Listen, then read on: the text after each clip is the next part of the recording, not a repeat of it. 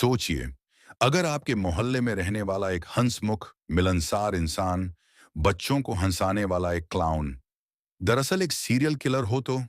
आज की कहानी है एक ऐसे शख्स की जो दिन में सम्मानित नागरिक था और रात में मौत का सौदागर।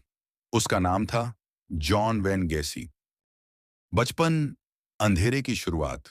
जॉन का जन्म 17 मार्च 1942 को शिकागो में हुआ। उसका बचपन सामान्य नहीं था। उसका पिता शराबी था और अक्सर उसे मारता पीटता था। कई बार उसे नालायक और कमजोर कहकर अपमानित करता। कुछ मनोवैज्ञानिक मानते हैं कि बचपन की हिंसा और अपमान ने उसके अंदर गुस्से और विकृति के बीज बो दिए थे। लेकिन किसी ने नहीं सोचा था कि यह बच्चा बड़ा होकर इतिहास के सबसे खतरनाक किलर्स में गिना जाएगा। दोहरी जिंदगी, दिन में क्लाउन, रात में कातिल। 1970 के दशक में गेसी एक सफल ठेकेदार बन चुका था। वह राजनीति में सक्रिय था। स्थानीय कार्यक्रमों में बच्चों के बीच पोगो द क्लाउन बनकर जाता था। लोग उसे पसंद करते थे। वह हंसाता था, फोटो खिंचवाता था। लेकिन उसी समय वह युवा लड़कों को नौकरी या पैसे का लालच देकर अपने घर बुलाता था। हैंडकफ ट्रिक, मौत का खेल।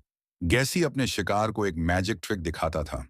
वह कहता, क्या तुम इस हैंडकफ से खुद को छुड़ा सकते हो? जैसे ही लड़का हैंडकफ पहनता, गैसी असली खेल शुरू करता। इसके बाद वह उन्हें बांध देता, टॉर्चर करता और अंत में उनकी हत्या कर देता। यह सब उसके घर के अंदर होता, जहां बाहर से सब कुछ सामान्य दिखता था। घर के नीचे दफन, राज। सबसे डरावनी बात, उसने ज्यादातर शव अपने ही घर के नीचे बने क्रॉल स्पेस में दफना दिए थे। कुल 29 लाशें उसके घर के नीचे मिली। बाकी को उसने नदी में फेंक दिया। कल्पना कीजिए, वह उन्हीं लाशों के ऊपर रोज सोता था। उसके घर से अजीब सी बदबू आती थी, लेकिन वह कहता, सीवर की समस्या है। लोग मान जाते थे। सच सामने कैसे आया?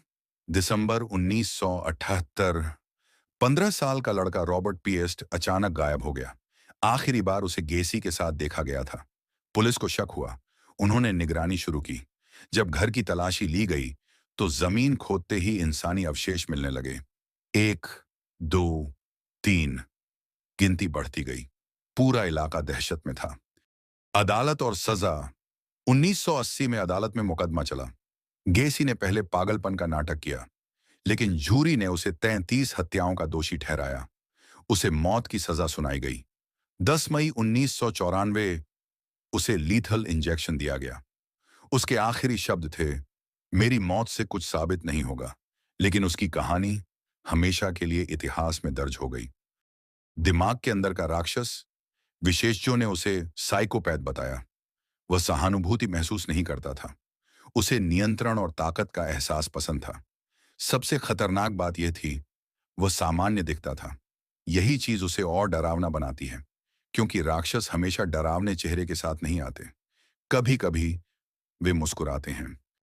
तो दोस्तों, ये थी कहानी जॉन वेन गेसी की। एक ऐसा क्लाउन जिसने दुनिया को सिखाया कि हर मुस्कान के पीछे मासूमियत नहीं होती। अगर आपको ऐसी सच्ची और खौफनाक कहानियां पसंद हैं, तो चैनल को सब्सक्राइब करें।